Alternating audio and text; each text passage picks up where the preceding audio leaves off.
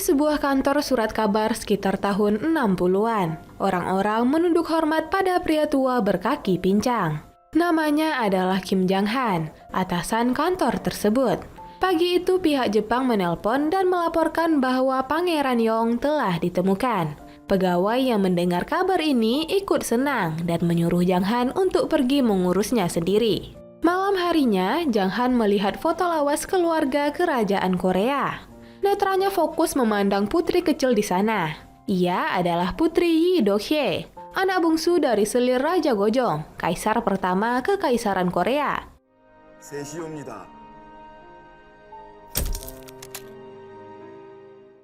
Suatu hari, Raja Gojong melakukan pertemuan dengan para penasihatnya. Rupanya, mereka semua telah bersekutu dengan Jepang. Mereka menyesalkan keputusan Raja Gojong yang menolak aneksasi Korea Jepang. Raja sangat marah karena mereka mengkhianati negara sendiri. Tapi saat Do-hye tiba-tiba masuk dan bermain di punggungnya, amarahnya seketika meredam. Raja menggendong Do-hye keluar ruangan, tapi ia dicegat oleh Han Taek-soo, pengkhianat negara yang menjabat sebagai menteri. Raja mengumpat menyuruh Taek-soo menyingkir. Do-hye kecil mengikuti perkataan sang ayah hingga Taek-soo menatapnya tajam.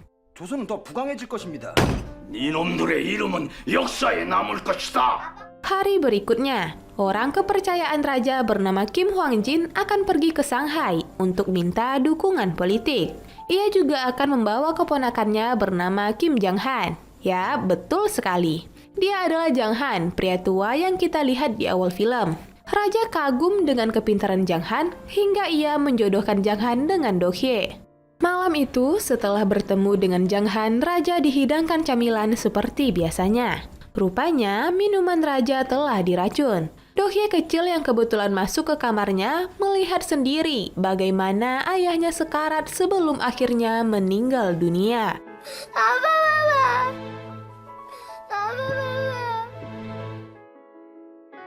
Gojong dimakamkan dengan tradisi Jepang karena saat itu Korea masih dijajah. Tahun 1925, Do-hye telah beranjak remaja. Dayangnya yang bernama Boksun datang mengabarkan bahwa Jang-han telah tiba.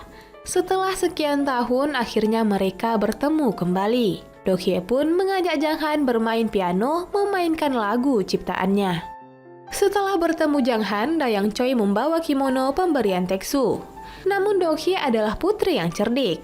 Ia menyuruh Boksun untuk memakai kimono tersebut, sedangkan dirinya memakai baju biasa saat pertemuan dengan pihak Jepang. Dengan begini, Jepang gagal mempromosikan budaya mereka, sebab media lebih menyorot wibawa Do-hye sebagai seorang putri. Taek-soo dimarahi habis-habisan oleh petinggi Jepang karena tidak becus melakukan tugasnya. 예쁘지 않소?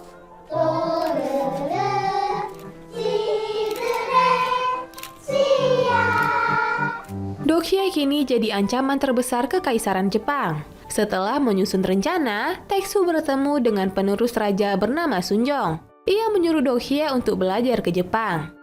Belajar dari Pangeran Yong yang tak kunjung kembali dari Jepang, Selir Yang langsung menentang. Tapi Taek-soo langsung menyuruh pengawalnya untuk membawa Selir Yang keluar. Do-hye menolak, tapi Taek-soo mengancam bahwa keselamatan Selir Yang dan dinasti akan hancur jika ia tidak pergi ke Jepang. Akhirnya dengan penuh isak tangis, seluruh warga kerajaan melepas Putri Do-hye pergi ke Jepang bersama dengan Dongsun.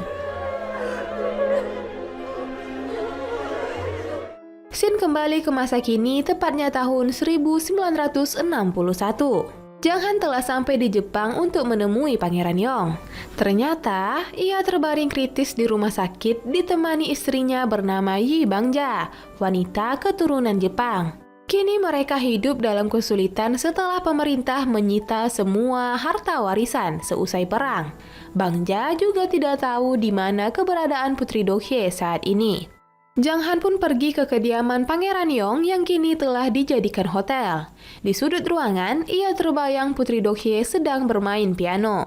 Dan adegan pun kembali ke masa lalu. Kala itu, Jang-han mendaftar sebagai tentara Jepang dengan nama samaran Kazuma Eito. Putri Do-hye sempat tak mengenalinya. Namun setelah Taek-soo dan Pangeran Yong pergi, ia memberitahu identitas aslinya pada Do-hye. Dohye telah menamatkan masa pendidikannya, namun Taeksu tak kunjung memulangkannya ke Korea seperti dugaan. Dohye sudah sangat rindu akan kampung halaman. Untungnya, Bongsun selalu ada di sisinya. Setiap hari, mereka harus menonton dokumenter Kekaisaran Jepang. Saat itu, Pangeran Yiwu, cucu Gojong datang dan diam-diam membawa Dohye kabur. Mereka pergi ke sebuah bangunan di mana pelajar Korea berkumpul untuk membantunya. Sayangnya, tak berselang lama Jang Han datang memberitahu jika polisi Jepang sedang menuju kemari. Pangeran Yiwu meminta Jang Han untuk membawa pergi Putri Dohye sementara mereka mengulur waktu. Akhirnya setelah kucing-kucingan, mereka sampai ke pusat kota. Di sana Jang Han memberitahu bahwa ia akan membawa Pangeran Yong ke Shanghai dan Dohye harus ikut bersamanya. Agar sesuai rencana, maka Dohye harus kembali lagi ke kediaman Pangeran Yong. 생각보다 머네요. 일본이. Yiwu mengunjungi sebuah bar. Rupanya beberapa pelayan merupakan anggotanya.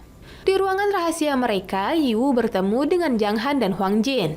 Pada upacara pelantikan Perdana Menteri selanjutnya, mereka akan memasang peledak hingga semuanya kacau dan keturunan Gojong bisa kabur ke Shanghai. Tak lama kemudian, seorang utusan dari pemerintahan sementara Shanghai tiba. Ia bernama Kim Bok-guk. Esok harinya, saat Jang Han kembali bertugas sebagai tentara, Dohye berkata bahwa ia ingin mendirikan sekolah bagi anak-anak pekerja Korea di Jepang. Harapannya pun terkabul. Anak-anak malang tersebut sangat bahagia bisa mengenyam bangku sekolah.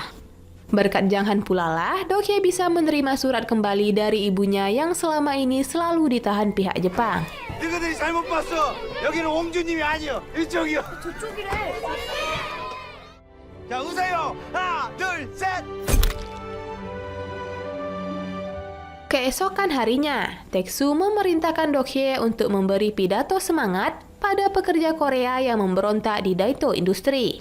Dohye menolak karena pekerja di sana dipaksa bekerja terus. Namun Taeksu membuat tawaran menggiurkan kalau Dohye bisa kembali ke Korea jika mau berpidato.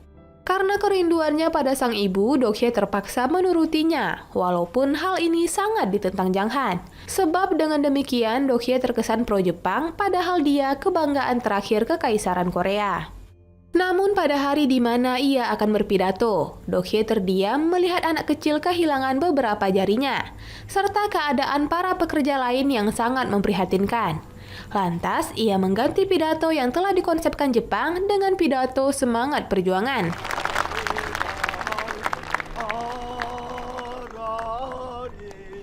Taeksu berkilah pada pemimpin Jepang bahwa Dohye menerjemahkan pidato dalam bahasa Korea.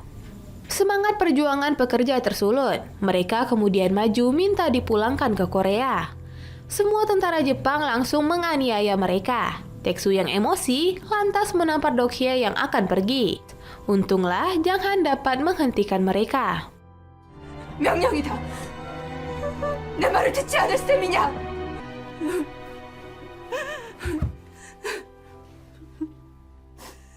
Malam harinya, Dohye ingin tidur bersama dengan Bongsun. Tak lama kemudian, Taeksu datang bersama anak buahnya dan membawa paksa Bongsun agar kembali ke Korea. Bongsun bertahan tak ingin meninggalkan Dohye. Namun Taeksu kurang akhlak menyuruh tentara untuk menghajarnya. Tak tahan melihat penderitaan Bongsun, Dohye memerintahkannya untuk pergi. Taeksu tersenyum licik dan berjanji bahwa Dohye tidak akan pernah menginjakkan kakinya di Korea lagi. Gimana pemirsa? Udah mulai panas karena si Taeksu? Baru saja ditinggal Boksun, esok harinya Jang Han mengabarkan jika Seliriang ibu Dohye telah wafat. Ia sangat hancur, padahal saat itu ia berencana untuk kabur ke Korea.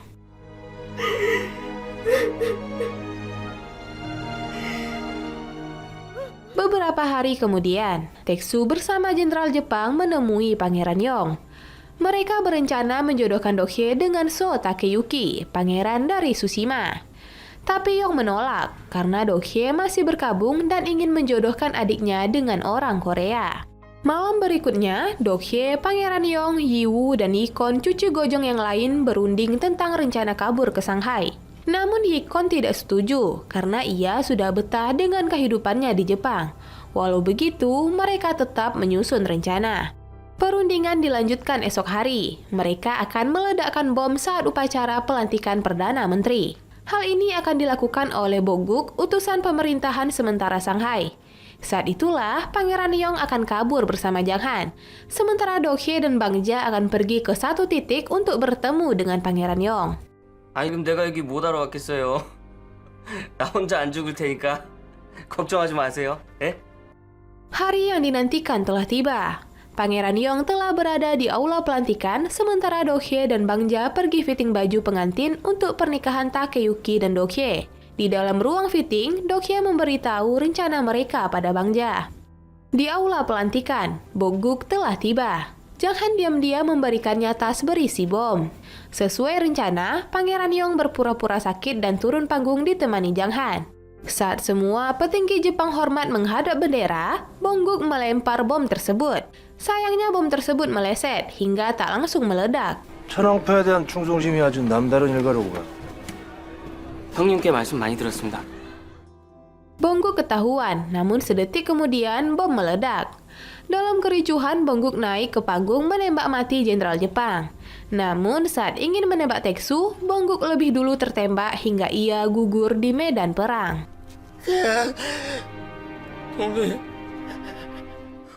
Teksu langsung bergerak ke tempat Dokye. Benar saja, ia hanya menemukan Takeyuki yang mengira Dokye masih berganti busana. Kala itu, Bogdong, pegawai bar tempo hari, telah membawa sang putri juga Bangja. Mereka sampai di tempat persembunyian. Pangeran Yong telah lebih dulu pergi bersama Huang Jin, namun Jang Han masih berada di sana. Melihat suasana yang semakin genting, Bangja menyerah dan meminta Dokye untuk pergi sendiri. Pangeran Yong tak kunjung naik mobil karena terus menunggu Dokye dan istrinya. Keberadaan mereka akhirnya diketahui hingga terjadi baku tembak. Walau begitu, Pangeran Yong sangat ego. Ia masih ingin terus menunggu. Akhirnya Huang Jin menyerah. Ia menyuruh Pangeran Yong untuk berbohong kalau dirinya diculik. Huang Jin pun gugur di medan perang. Dokye, Jang Han, dan Bogdong berhasil keluar. Jang Han memerintahkan Bogdong untuk segera mencari kapal hingga mereka berpisah. Saat ingin kabur, mobil yang digunakan sempat mogok, hingga Teksu dan anak buahnya lebih dulu memergoki mereka. Mobil sempat ditembak beberapa kali sebelum akhirnya mereka berhasil kabur. Ternyata Jang Han tadi tertembak. Ia menahan sakitnya sampai mereka menemukan tempat persembunyian di kaki bukit. Mereka tinggal di sana beberapa hari sampai keadaan Jang Han membaik. Namun, saat ingin pergi menemui Bogdong di tepi pantai, tempat mereka telah diketahui tentara Jepang. Jang Han menyuruh Dokye untuk pergi lebih dulu ke pantai. Ia berjanji akan menemuinya 10 menit lagi.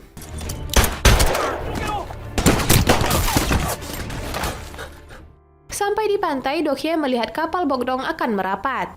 Saat itu juga, Jang Han datang menyusul Dokye. Namun Bogdong mengisyaratkan Jang Han untuk pergi. Rupanya, Teksu telah berada di dalam kapal.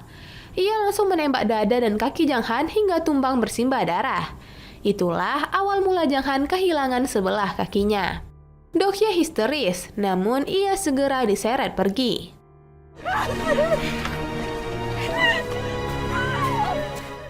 Scene kembali ke masa kini. Jang Han kembali melanjutkan tulisannya tentang Dokye. Tanggal 8 Mei 1931, Dokye akhirnya menikah dengan Takeyuki. Korea sangat marah karena mengira Dokye berkhianat pada negara. Akhirnya, lambat laun Dokye mulai dilupakan di negaranya sendiri karena dikira bahagia di atas penderitaan rakyat. Kenyataannya tak demikian. Setelah menikah dengan Takeyuki, kondisi Dokye semakin memburuk. Takeyuki pria yang baik, namun Dokye tertekan setelah semua yang menimpanya. Ia terus diam dan tidak mau makan. Setelah puluhan tahun, akhirnya Jang Han menemukan rumah Takeyuki. Takeyuki sempat bungkam saat ditanyakan tentang keberadaan Dokye. Terlebih kini ia telah menikah kembali. Namun saat melihat sebelah kaki Jang Han yang cacat, ia tahu bahwa pria di depannya bukanlah orang sembarangan. Takeyuki pun menyerahkan kotak berisi barang-barang Dokye. Rupanya mereka telah memiliki buah hati bernama So Masae dengan nama Koreanya Jonghye. Namun setelah mereka bercerai, anaknya bunuh diri. Dokye lah yang meninggalkan Takeyuki. Adegan kembali ke masa lalu, 15 Agustus 1945. Saat ingin menyiapkan makanan untuk Jong-hye, Dok-hye mendengar berita jika Jepang telah kalah dari sekutu. Ia sangat bahagia dan mengajak Jong-hye untuk pulang ke Korea bersamanya. Namun pihak administrasi pelabuhan menolak tiket Dok-hye. Rupanya, Presiden pertama Korea memblacklist seluruh anggota kekaisaran yang dikira telah berkhianat pada negara. Dok-hye didorong keluar antrian. Kebetulan, Tae-suk berada di sana dan mengulang janjinya jika Dok-hye tidak akan pernah menginjakkan kakinya di Korea lagi. Dok-hye sangat terpukul. Jiwanya terguncang hingga ia histeris dan tiba-tiba tertawa sendiri. Jong-hye jadi takut melihatnya.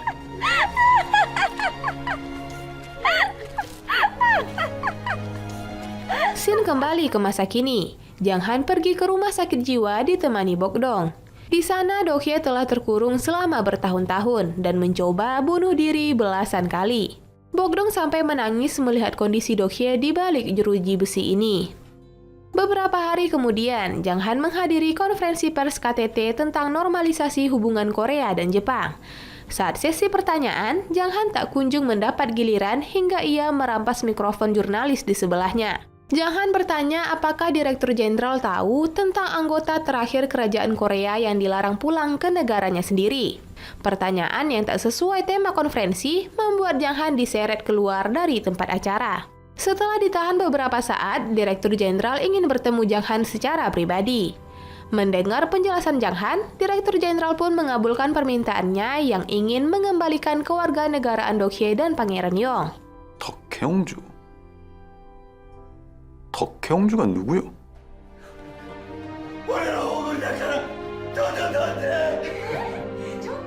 Esok harinya, Jang Han langsung menjemput Dok-hye di rumah sakit jiwa. Saat mendengar nama Jang Han, Dok-hye teringat detik-detik terakhir sebelum Jang Han tertembak.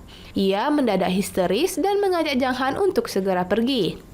Melihat hal ini, Jang Han sudah tidak sanggup lagi menahan air matanya. Singkat cerita, 26 Januari 1962, Dok-hye telah sampai ke Korea. Ia disambut awak media dan para dayang yang menangis haru melihatnya. Saat melihat Bongsun, perlahan Dok-hye mulai mengingat semuanya.